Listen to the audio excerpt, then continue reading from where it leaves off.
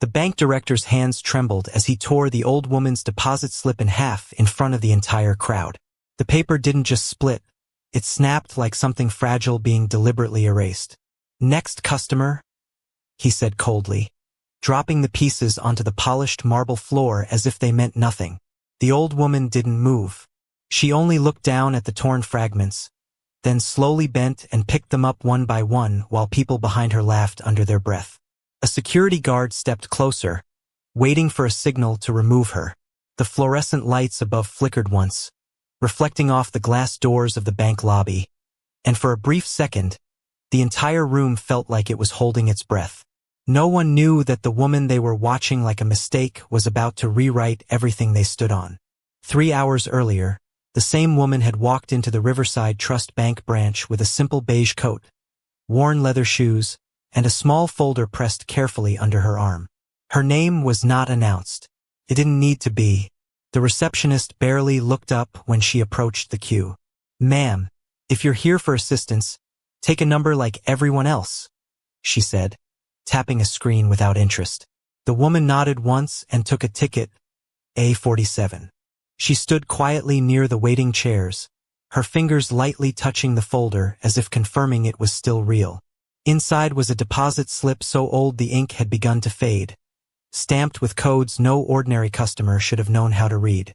Behind the counter, the branch director, Marcus Hale, adjusted his cufflinks and scanned the room like a man counting inconvenience instead of people. "We're behind schedule," he muttered to his assistant. "Clear anyone who doesn't meet priority threshold."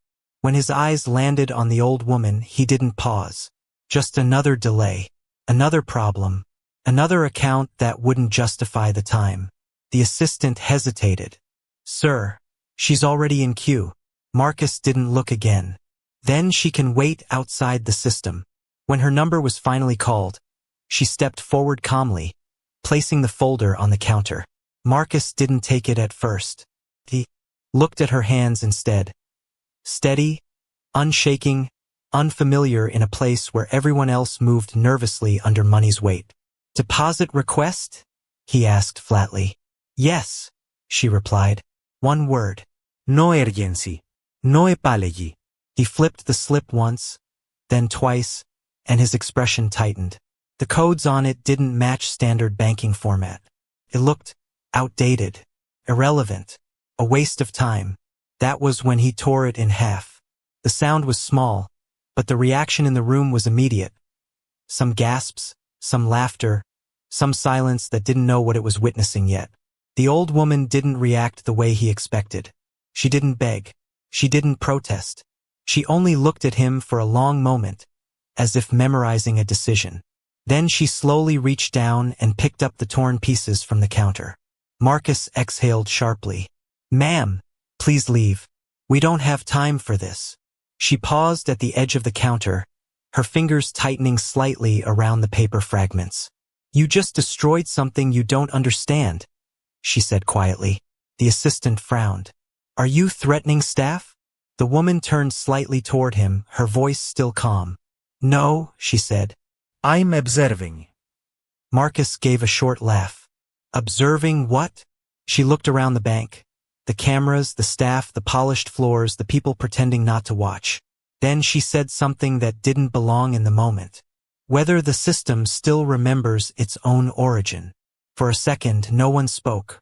Not because they understood, but because they didn't. Marcus gestured to security. "Remove her." The guard stepped forward. And that was when the woman finally opened the folder fully. Inside, beneath the torn slip, was a sealed metal card stamped with a faded insignia that made the assistant's face change instantly. A code only executive-level clearance would recognize. The guard stopped mid-step. Marcus narrowed his eyes. "What is that?" The woman looked at him one last time. "That," she said softly, "is the part of your system you were never trained to question." And as the guard hesitated, as the assistant's hand slowly reached for the phone, as the room began to shift from laughter to uncertainty, no one noticed the small blinking indicator on the bank terminal behind the counter, flashing a dormant access signal for the first time in 10 years. The old woman did not move when the guard stepped closer. She simply placed the torn pieces of her deposit slip back into the folder with a care that felt completely out of place in a room built on urgency and efficiency. "Ma'am, I'm going to need you to leave the premises," the guard said, voice controlled but firm. Behind him, customers were already filming with their phones half raised, whispering like the moment was entertainment instead of injustice. Marcus Hale stood behind the counter, arms crossed, watching as if he had already decided the outcome didn't matter. The assistant hesitated near the terminal, her fingers hovering over the emergency escalation button but not pressing it. That hesitation lasted only a second too long. The old woman looked at the guard, then at Marcus, and finally at the crowd that had started to gather closer instead of backing away. "If I leave," she said quietly, "this system continues exactly as it is." Marcus let out a short laugh. "Ma'am, the system is not your concern." That sentence landed heavier than it should have, but no one in the room understood why. The woman slowly closed her folder. Then she did something unexpected. She reached into her coat pocket and pulled out a small laminated ID card. Faded, worn at the edges, almost forgotten. She placed it on the counter instead of showing it directly. "Before I leave," she said, "I want my account verified properly." The assistant blinked. "Ma'am, your slip is invalid. The transaction code is legacy." The woman finished for her. Her voice was calm, but there was something precise underneath it, like someone speaking a language they had not used in a very long time. Marcus leaned forward slightly. "There is no such thing as legacy access for walk-in deposits." The woman didn't respond to him. Instead, she turned slightly toward the assistant. "You're new," she said gently. The assistant nodded without thinking. "Yes, ma'am." "Then you weren't trained on the original architecture." A pause. The assistant frowned. "Original architecture?" Marcus cut in sharply. "Enough. Remove her." The guard reached again, but stopped when the assistant suddenly raised her hand. "Wait." Her eyes were fixed on the ID card. Something about it didn't match anything in her training manuals, but it also didn't match anything she had been told to ignore. She leaned closer to the counter terminal, scanning it manually instead of using the automated system. Marcus' expression tightened. "What are you doing?" "Checking authorization history," she said quietly. The system loaded slowly, too slowly, like it was reacting to something buried deep inside its own structure. When the screen finally refreshed, a single line appeared. "Access root signature. Match pending confirmation." The assistant froze. "That's not possible," she whispered. The old woman exhaled softly, almost like she had been expecting exactly that reaction. Marcus stepped forward now, irritation breaking through his composure. "Shut it down. That's a system glitch." But the assistant shook her head. "Sir, this isn't a glitch." The room changed atmosphere instantly. Phones lowered. Conversations stopped. Even the guard hesitated again, sensing something shifting beneath procedures and authority. The assistant typed again, slower this time, careful, as if afraid of what the system might say back. Another line appeared. "Founding access trace detected. User E. Carter." The name hit the room without sound. Marcus blinked once. "That can't be right." The assistant turned to him slowly. "Sir, Evelyn Carter is listed in the founding registry." For the first time, Marcus didn't respond immediately. The silence stretched. The old woman finally spoke again, still calm, still steady. "Now," she said, "do you understand why I didn't leave?" And as the terminal beeped again, confirming an authorization level that had not been active for years, the assistant's hands began to shake. Not from fear of the woman in front of her, but from the realization that every rule she had been enforcing might have been built on a truth no one in this building was prepared to face. The silence inside the bank did not break even after the system terminal flashed. The name E. Carter. It lingered heavy and unnatural, like the building itself had just been forced to remember something it had spent years trying to forget. Marcus Hale stared at the screen, his jaw tightening as if he could physically deny what was written there. "This is fabricated," he said finally, voice lower now, less certain than before. The assistant didn't respond immediately. Her fingers were still hovering over the keyboard, trembling slightly as the system continued to update lines she had never seen in any training environment. "Sir," she whispered, "this isn't customer-level data." The old woman stood a few steps away from the counter, still holding her folder closed. She didn't look surprised, but she also didn't look satisfied. That distinction mattered. It suggested this moment was not the truth arriving. It was only the beginning of it waking up. "What level is it?" one of the security guards asked, shifting his weight uneasily. The assistant swallowed. "It's root infrastructure. Founding architecture." Marcus turned sharply. "There is no such thing as public access to founding architecture." The assistant hesitated again, then pointed at the screen. "Then explain this." A second line had appeared beneath the first. Core authority trace. Verified, original system designer. A ripple moved through the room, not loud, but visible in the way people stopped pretending they weren't watching. The old woman finally stepped forward again, but only to the edge of the counter. Her movements were slow, deliberate, like someone walking through a space that still remembered her footprint. "You're looking at it the wrong way," she said softly. Marcus laughed once, but it came out tight. "And what exactly are we supposed to be looking at?" She glanced at the terminal. "Not a customer," she said. "Not a threat." A pause. "A system memory." The assistant frowned slightly. "System memory?" The old woman nodded once, almost to herself. "Every institution forgets its origin the moment it believes it has grown beyond it." That sentence landed differently than anything before it. Not as emotion, as structure. The assistant slowly rotated the monitor so Marcus could see it more clearly. The system wasn't just verifying identity, it was cross-referencing architectural fingerprints embedded deep within the banking software. Not recent access, not even administrative history, foundational code signatures. Marcus stepped closer now, his eyes scanning faster than his composure could keep up. "This is impossible," he said again, but this time it sounded like a question instead of a statement. The assistant clicked another tab without thinking, pulling up archived deployment records that should have been permanently sealed. A restricted file opened on its own, as if responding to the earlier verification. On the screen appeared a timestamp from decades ago and a name repeated across every foundational module. Evelyn Carter, System Architect. The guard behind them shifted uneasily. "Architect?" he repeated under his breath. The old woman finally turned her head slightly toward Marcus.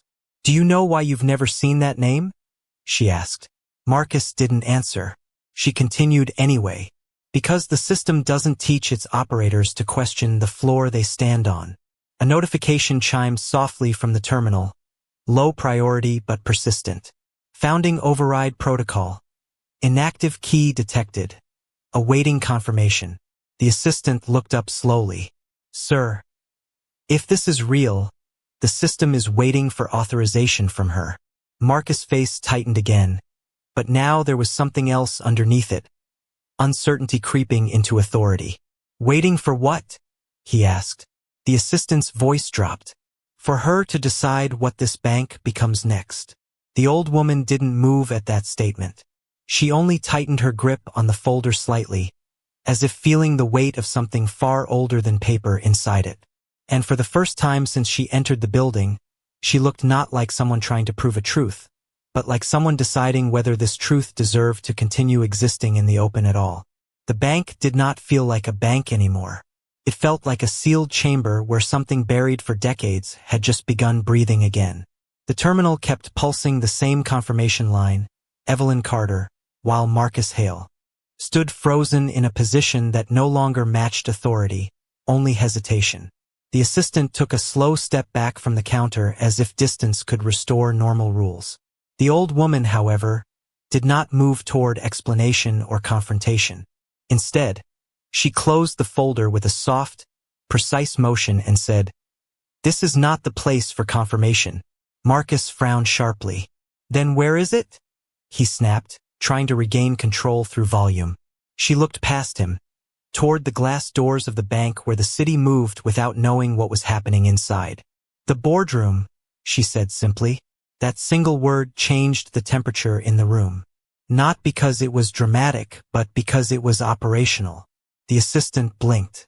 "Ma'am, the boardroom is not accessible without executive clearance." The old woman reached into her coat again, this time pulling out a thin metallic card with no branding visible to the naked eye. She placed it on the counter not as proof, but as instruction. The scanner next to the terminal activated immediately without manual input.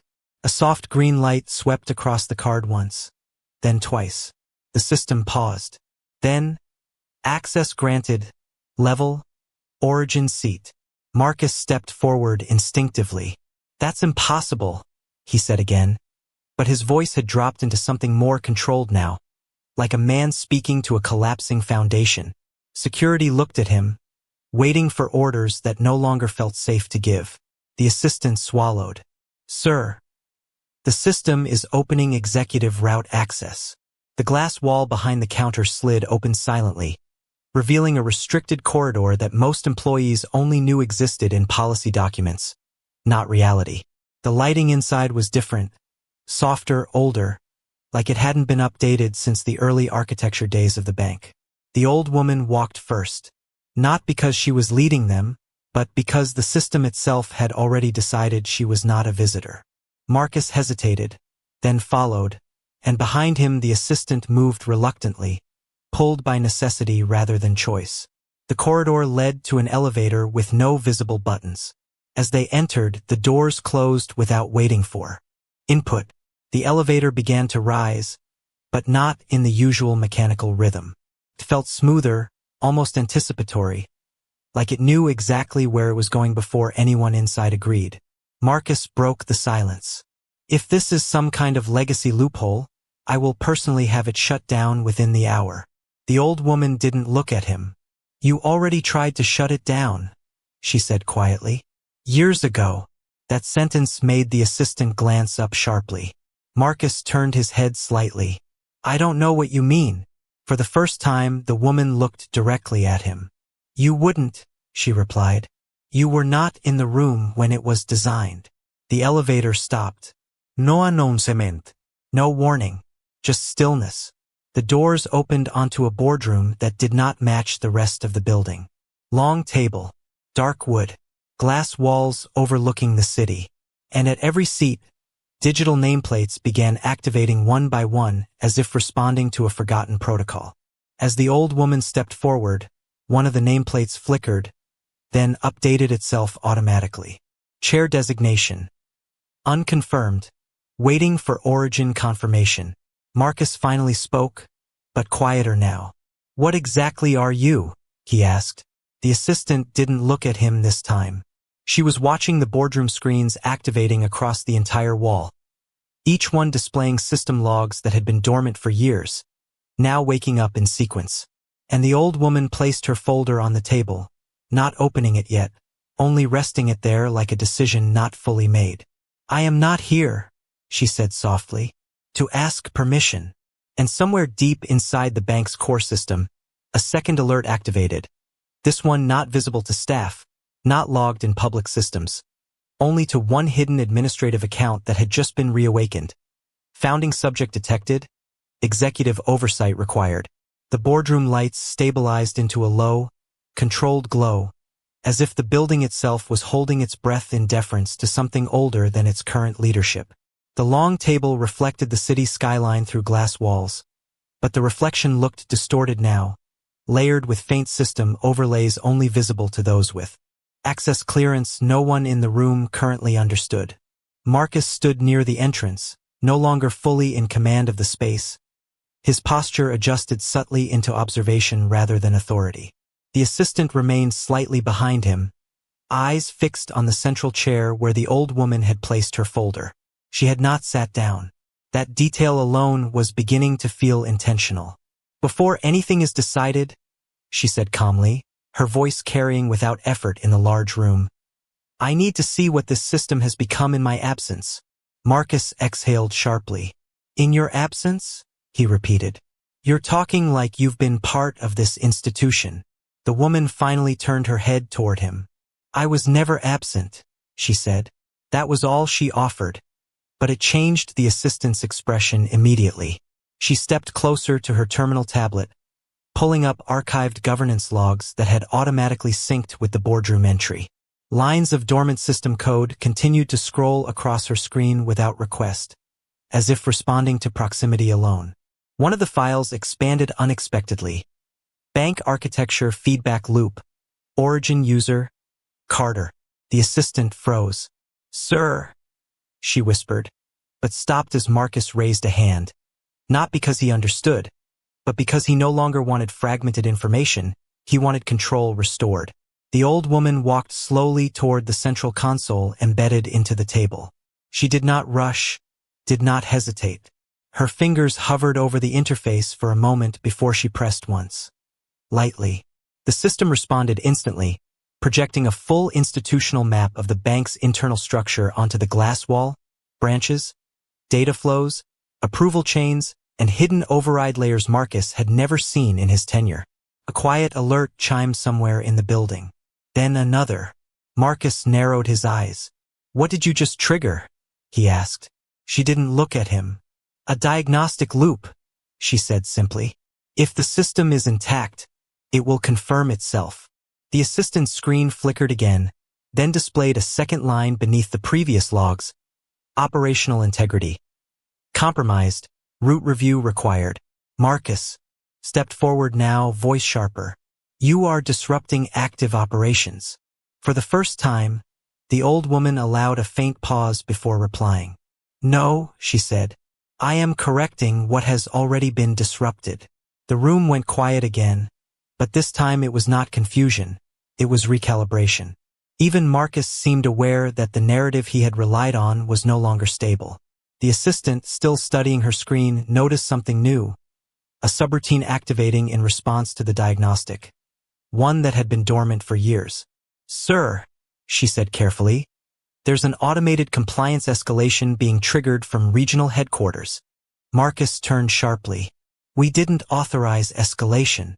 We didn't, she confirmed, her voice lowering further. The system did. A soft vibration ran through the boardroom table itself. One of the embedded panels lit up, displaying a message in stark white text.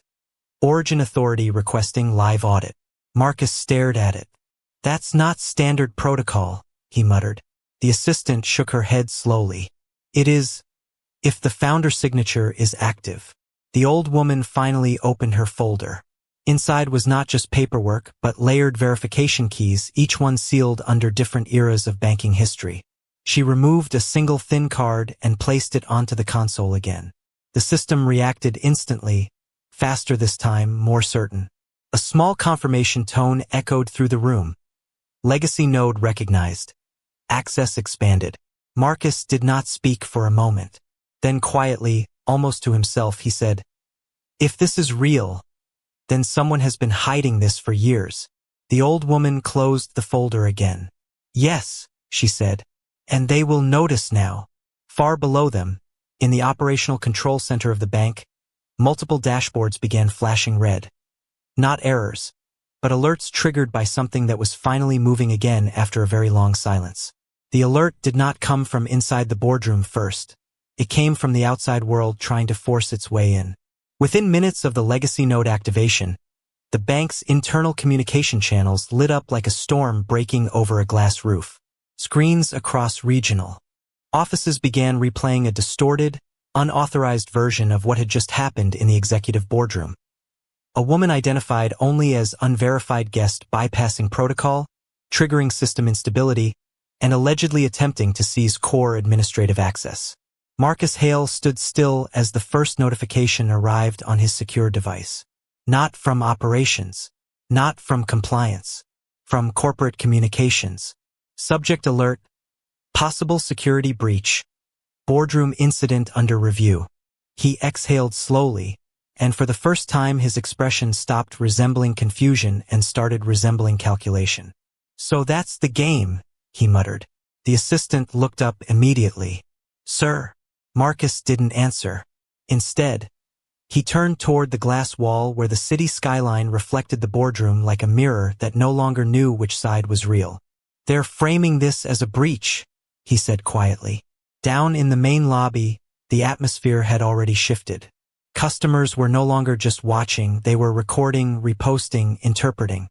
Within 10 minutes, clips of the old woman standing at the counter were circulating online with captions the bank had not authorized. "Elderly woman causes system failure in major bank. Fraud attempt or delusion." The narrative was forming faster than truth could catch it. And inside the bank's internal channels, a coordinated response was already being deployed. A second wave of messages appeared, this time from the regional director's office. Official statement in progress. Unidentified individual disrupts bank operations. Security confirmed fraudulent access attempt. Marcus read the line once, then twice. "They moved fast," the assistant whispered. "Too fast," Marcus replied. That was when he noticed it. The tone of the statement was not investigative. It was pre-written. The framing had been prepared before confirmation. The old woman stood near the central console, still calm, but her eyes had changed slightly. Not emotional, analytical. She was reading the system's reaction patterns the way someone reads weather before a storm. "They are not investigating," she said softly.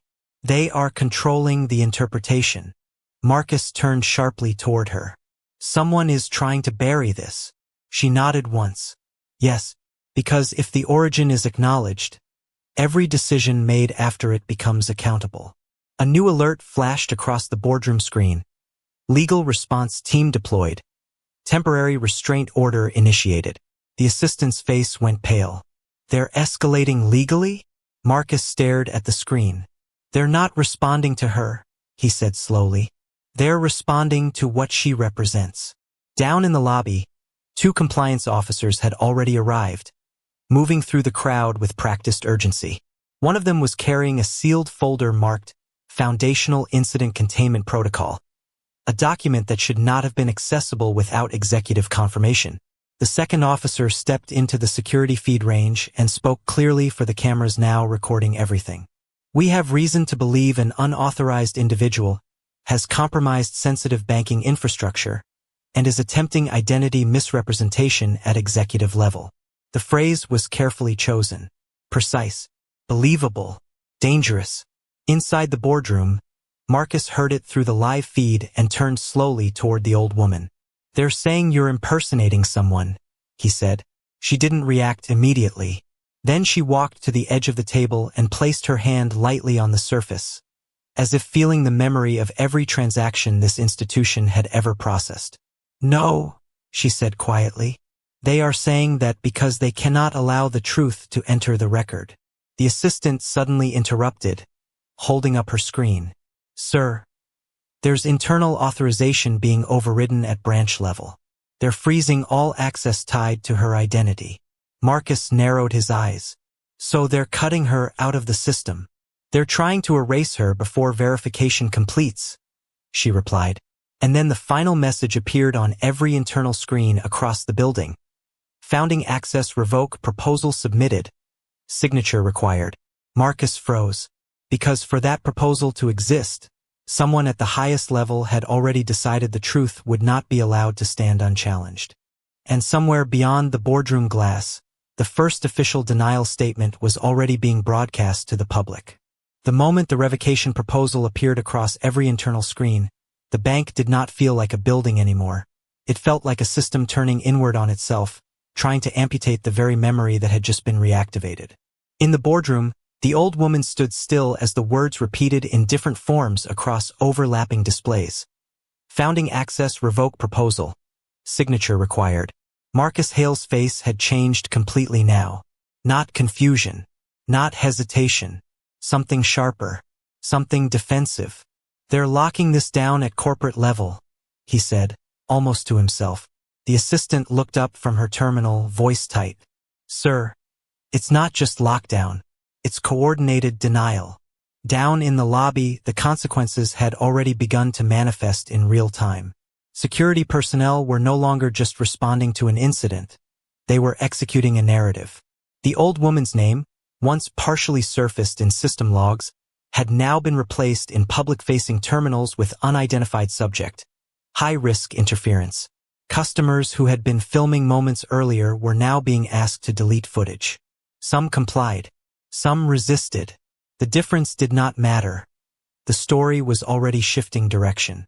Inside the boardroom feed, a regional compliance officer's voice echoed through the speakers again. More confident now, more rehearsed. We are confirming that an unknown individual attempted to exploit legacy system vulnerabilities using fraudulent credentials. All branches are advised to treat related identity claims as invalid. Marcus turned toward the glass wall slowly, as if trying to locate where that version of reality was being authored. The assistant's hands were shaking slightly now, not from fear of the system, but from recognition of how quickly truth could be overwritten when enough authority agreed to speak at once. "They're erasing her," she whispered. The old woman finally moved, but only toward the central console. Her steps were measured, unhurried, as if time itself was no longer relevant to her position in the system. She placed her hand on the table interface again, and for a brief second the boardroom lighting dimmed, not because of power loss, but because the system had shifted processing priority to her input. A faint error flickered across the assistant screen. Interpretation layer conflict detected. Marcus noticed it too. "What did you do?" he asked sharply. The old woman didn't answer immediately. Instead, she opened the folder she had carried since the lobby. Inside, beneath the sealed verification keys, was something smaller, older, a physical printout of system architecture logs from the earliest deployment phase. One line was highlighted in faded ink. "No override may exist above origin authority without origin consent." The assistant leaned closer, her breath catching. "That's not in the current system documentation." The old woman nodded once. "It was removed," she said simply. Marcus stepped forward now, voice lower but more unstable. "Removed by who?" She looked at him then, fully. "By people who needed to believe they were in charge of something they did not create." For the first time, Marcus did not respond immediately, because the implication was no longer abstract. It was procedural. If what she held was real, then every action taken against her was not correction. It was containment of origin. The assistant suddenly spoke, urgency breaking through restraint. "Sir, the revocation vote is being auto-passed unless an executive blocks it in the next 90 seconds. Marcus froze. "Auto-passed by who?" She looked at him, pale. "By the system interpreting silence as consent." A sharp tone echoed through the boardroom. "Countdown initiated. Origin access termination protocol." The old woman closed the folder slowly. Not in surrender, in decision. Marcus looked at her, and for the first time his authority did not help him understand what he was seeing. "If I stop this," he said quietly, "I become responsible for what happens next." She nodded. "Yes." A pause. Then softer. "That is what leadership actually is." The assistant looked between them as the countdown continued, each second rewriting internal permissions faster than human approval could. "Intervene." And as the number dropped below 30, Marcus finally stepped toward the console. Not to confirm, not to deny, but to choose which version of the bank would survive the moment the system decided whether its own founder was real or not. The countdown on the boardroom console did not stop when Marcus stepped forward. It accelerated, as if the system had interpreted hesitation as permission. 21. 20. The old woman remained still, watching not the numbers, but Marcus himself. Not waiting for obedience, but for understanding. The assistant suddenly leaned in, her eyes scanning a secondary layer of logs that had just surfaced beneath the revocation protocol. "Sir, there's a mirrored audit thread opening," she said quickly. "It's pulling historical root access events." Marcus didn't look at her. His eyes were locked on the central console. "Show me," he said. The assistant tapped once and the boardroom wall shifted again, this time not showing current systems but archival reconstruction. Early-stage deployment footage, timestamp signatures, and foundational approval chains. And there it was. A digital reconstruction of Evelyn Carter, not as a visitor, not as a subject, but as the original system architect, standing in this same room years ago, placing the first authentication key into the exact same console. Marcus stepped back slightly. "This is staged," he said instinctively, but the words carried less conviction now.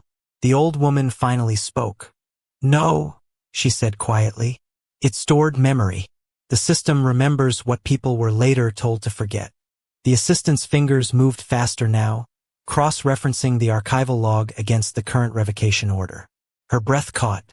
"Sir, the revocation signature matches a governance override that was only activated once." Marcus turned sharply. "When?" She hesitated. "Then, during the original transition phase, before external shareholders were introduced." A silence followed that was heavier than any alarm. Because it was not just data, it was contradiction. The system was not malfunctioning. It was remembering two incompatible truths at the same time. The countdown hit 10. The old woman finally opened her folder fully and removed the smallest document yet.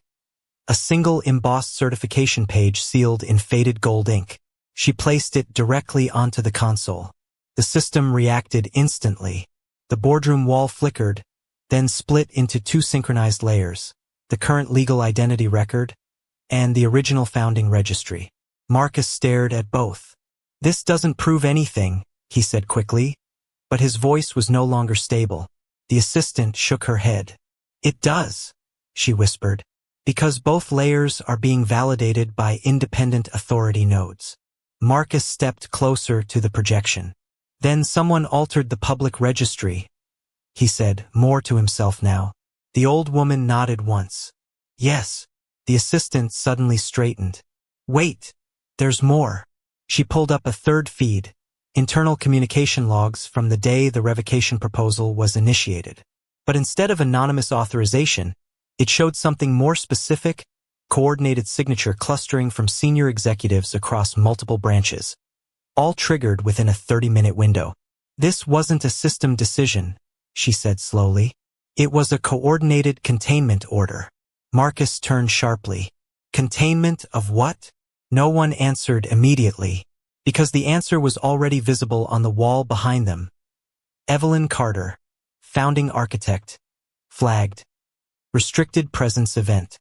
The old woman stepped forward again, this time placing her palm directly against the console. "You don't need belief," she said. "You need sequence." The system responded instantly. A playback sequence initiated across all screens, showing the original founding day, executives signing under her direction, infrastructure being built under her design, and the first operational deployment fully authorized under her identity. One by one, the contradictions collapsed under evidence that could not be rerouted. Marcus stepped back slowly. "If this is real," he said quietly, "then everything that happened after." The assistant finished it for him, voice barely audible. "Was built on suppression." The countdown hit 3, 2, 1. The boardroom froze. "No revocación executed. No terminación." Confirmed. Instead, the system paused, and then displayed a final line across every surface in the room. Origin confirmed. Access restored. Governance realignment initiated. And for the first time since the old woman entered the bank, no one in the building could reverse what the system now officially recognized as truth. The boardroom did not feel like it belonged to Marcus Hale anymore. It felt like it had been quietly reclaimed by something older than hierarchy, older than authority, something that did not ask for permission because it had once been the source of permission itself. The screen still glowed with the final line. Origin confirmed. Governance realignment initiated. But no one spoke for several seconds, as if speaking might break the fragile structure of truth that had just replaced years of assumption. Marcus finally exhaled, but it wasn't relief, it was recognition of consequence. "So it was real," he said quietly, almost to himself. The assistant didn't answer immediately. She was still looking at the layered logs where every act of denial, every override, every coordinated containment order was now permanently indexed against real identities. Down in the lower floors of the bank, alerts continued to cascade, but they were no longer warning signals. They were corrections. The old woman, Evelyn Carter, stood at the center console, her hand resting lightly on the surface as if confirming that the system she once built still remembered how to listen. She did not look triumphant. She looked tired in a way that came from being right too late inside a system designed to delay correctness.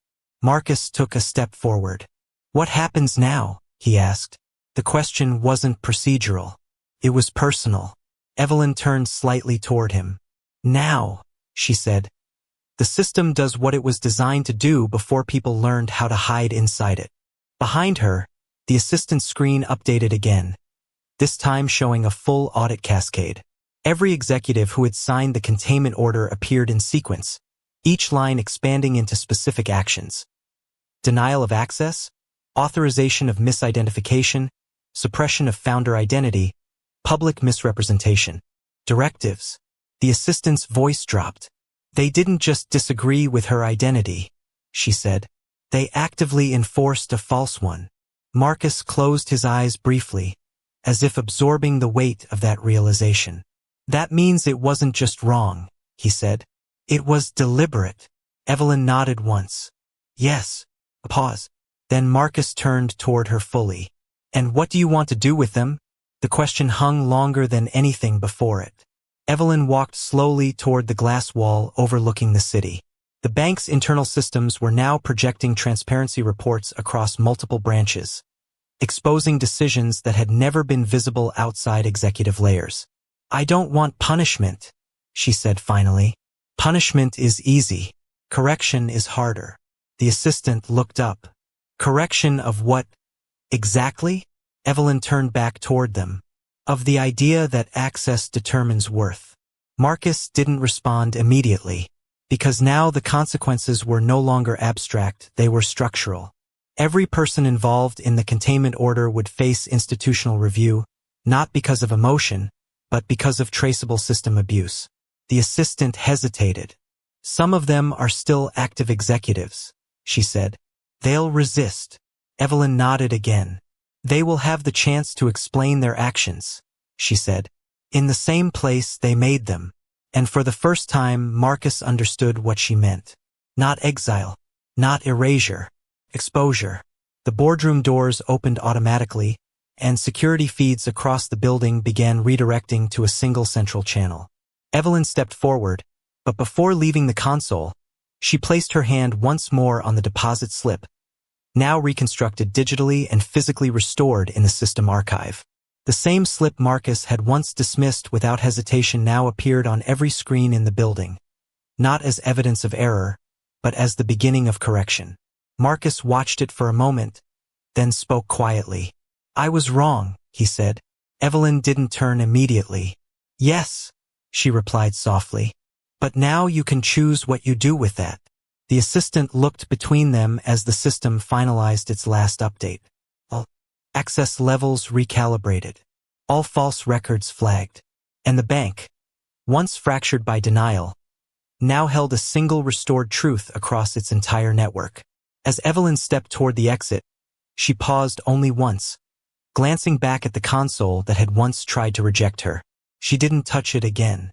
She didn't need to, because as she walked out, the torn deposit slip, once discarded, once dismissed, remained preserved in the system's highest archive, no longer as paper, but as proof that truth, once restored, does not ask for permission to remain.